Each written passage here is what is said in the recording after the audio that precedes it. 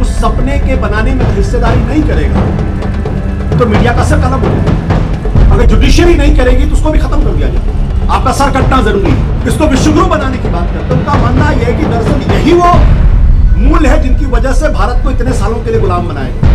उनको लगता है अहिंसा ने इस देश की सभ्यता के, इस देश के लोगों को कमजोर कर दिया, इसलिए विदेशी आए और उन्होंने हम पे कब्जा किया। इसलिए इस अहिंसा को नहीं होना चाहिए। ये जानते हैं कि जिस दिन नेहरू खड़े हो जाएंगे उस दिन इनकी दुकान बंद होगी। कि बाबा साहब अंबेडकर की पूरी विरासत को खत्म करना चाहते हैं। हमको बहुत लंबी लड़ाई के तैयार रहना चाहिए और किसी भी कुर्बानी के लिए तैयार, किसी भी बलिदान के लिए तैयार।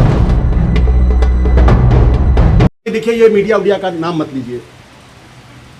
उसकी मृत्यु हो गई है, अब उसकी लाश को ढोया जा रहा है। कोई मीडिया अब इस देश के अंदर एग्जिस्ट करता ही नहीं।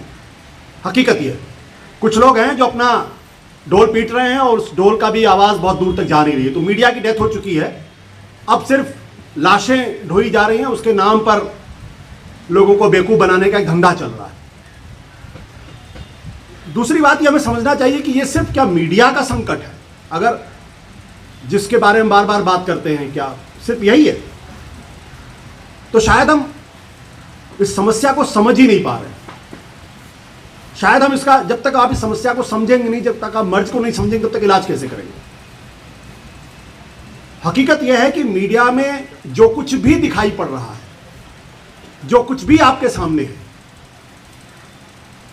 वो बहुत तेजी के साथ बढ़ते हुए कैंसर का सिर्फ एक रिफ्लेक्शन है। अब ये हमें बैठ के सोचना है कि कैंसर 4th स्टेज में पहुंच गया, टर्मिनल स्टेज में पहुंच गया या नहीं पहुंचना है। 1st 2nd स्टेज से तो बाहर निकल चुका है। इसलिए सबसे पहले यह समझना पड़ेगा कि है क्या चीज। यह चीज दरअसल एक विचारधारा है जो 1925 में जिसका जन्म दिया गया।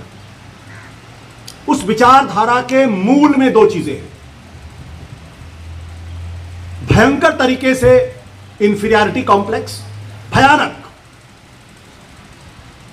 और दूसरा नफरत। लेकिन उनकी एक चीज की तारीफ करनी पड़ेगी, गजब का पेशेंस, धैर्य और सब्र तो गजब का है। जब सब लोगों ने उनको रिजेक्ट कर दिया, जब सबने उनको खारिज कर दिया, तब भी वो अपना काम सिर झुका के करते रहे, अपने आप को कंसोलिडेट करते रहे और अंत में उस जगह पर पहुंच गए जहां उनको आज इस देश के 35-36% लोगों को अपने साथ लाने में मदद मिल गई, समर्थन मिल गया। तो ये एक आइडियोलॉजिकल वॉरफेयर है।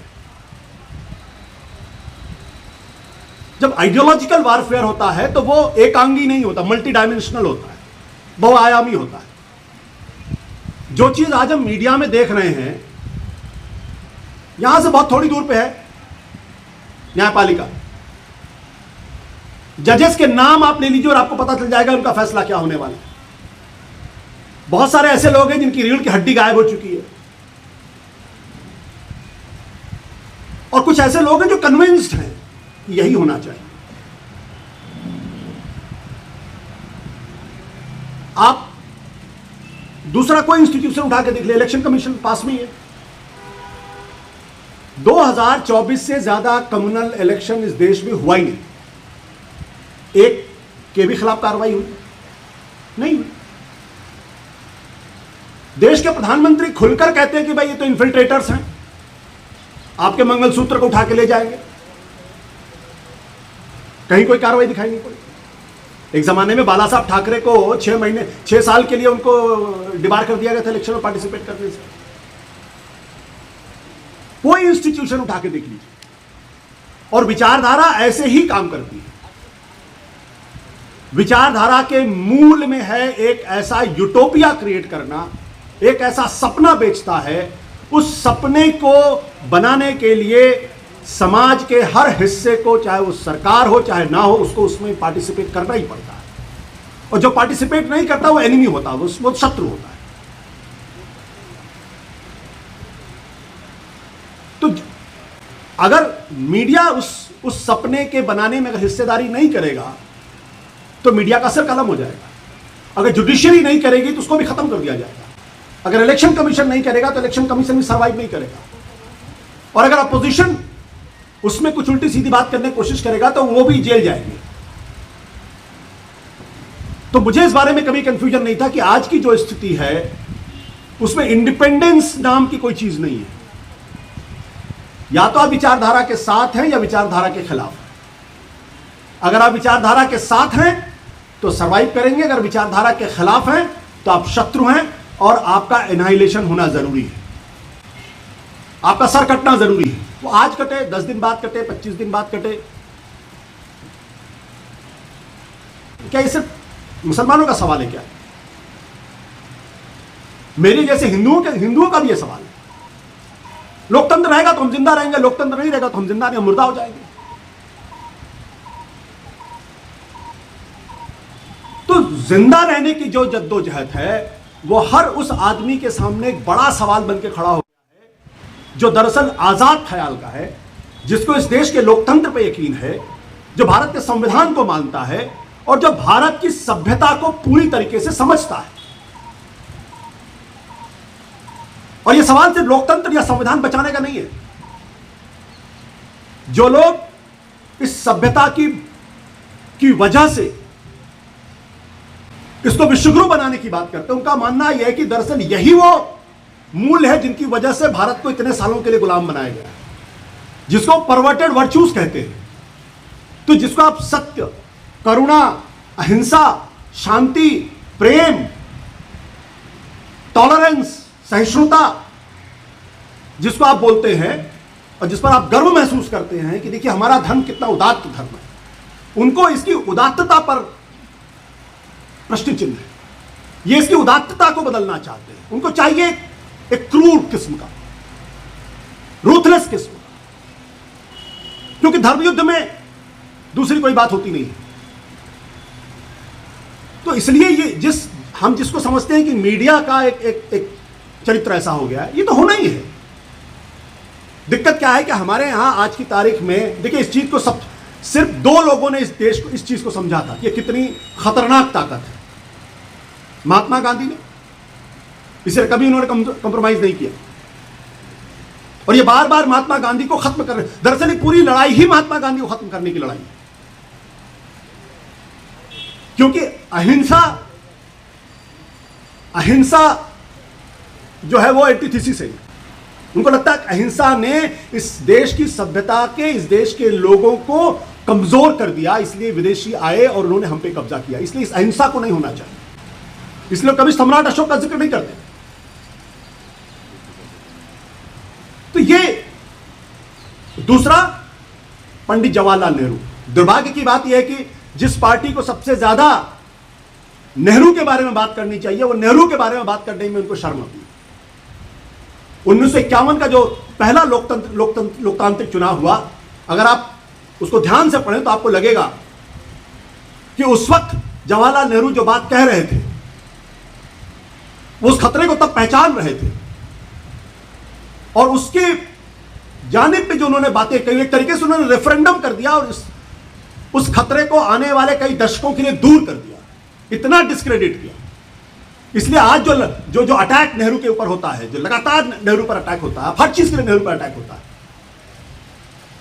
वो इसीलिए होता है क्योंकि ये जानते हैं कि जिस दिन नेहरू खड़े हो जाएंगे उस दिन इनकी दुकान बंद हो जाएगी। जिन दिन गांधी जी खड़े हो जाएंगे उस दिन। और हकीकत में ये नेहरू पर हमला इसलिए करते हैं क्योंकि आज की तारीख में भी ये खुलकर गांधी के ऊपर हमला नहीं कर सकते। इनके सबसे बड़े दुश्मन तो गांधी है।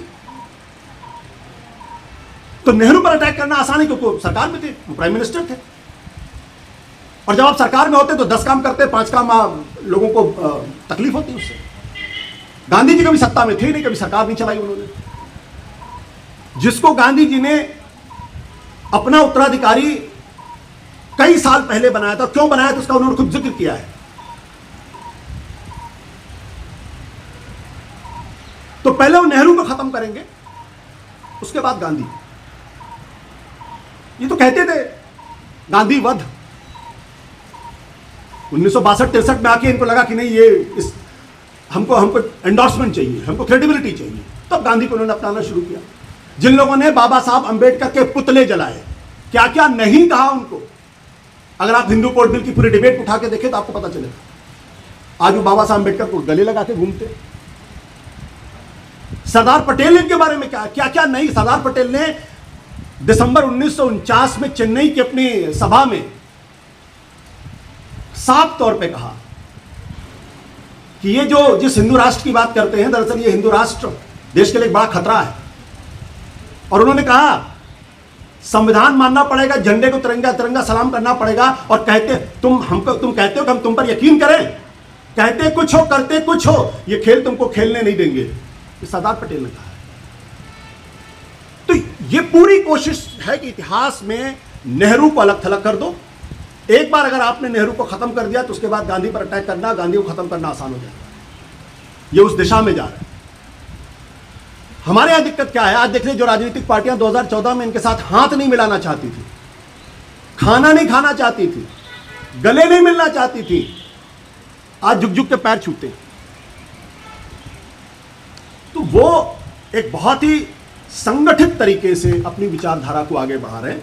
जब तक उस विचारधारा के बरक्स एक पैरेलल विचारधारा उतनी ही मजबूती के साथ, उतनी ही प्रतिक्रिया के साथ जवाब नहीं देती है, तब तक इस लड़ाई को लड़ना आसान नहीं। ये सिर्फ मुसलमानों का सवाल नहीं, ये आशुतोष का भी सवाल है, ये भाषा जी का भी सवाल है, ये राम पुनियानी जी का भी सवाल है, अशोक पांडे जी का भी सवाल है। और ये सवाल इसलिए है क्योंकि मेजॉरिटी के अंदर एक माइनॉरिटी है, अपने उस माइनॉरिटी माइंडसेट को पूरी मेजॉरिटी के ऊपर थोपना चाहते हैं।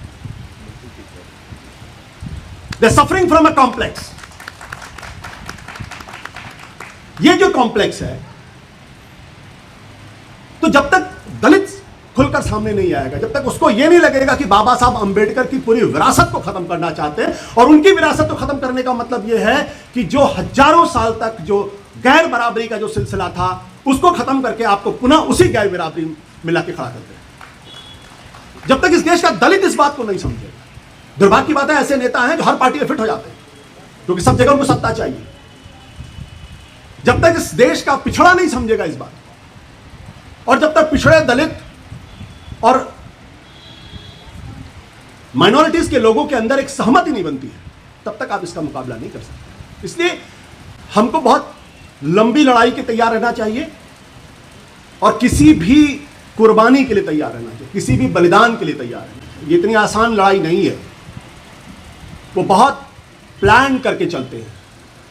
वहां से हम आज के बारे में सोचते हैं, वो 25 साल बाद की प्लानिंग करके चलते हैं। ये जो 25 साल बाद की प्लानिंग है, कब क्या करना है, कैसे करना है, कौन सी गोटी फिट करनी है, कौन से नैरेटिव को खड़ा करना है, वो उन सब चीजों को लेके चलते हैं। हमारे यहां वो एकता नहीं, हमारे यहां उस पर अभी कोई सोच नहीं है। इसलिए सिर्फ मीडिया का प्रश्न नहीं है, और दुर्भाग्य की बात यह कि हम सब लोग उसी मीडिया का हिस्सा हैं। और अंतिम में इतनी सी बात कहूंगा, 2014 के पहले जो सरकार की पक्षकारी करते थे उनको दलाल कहा जाता था। आज जो सरकार के साथ खड़ा हुआ उसको पत्रकार कहा जाता है। बहुत बहुत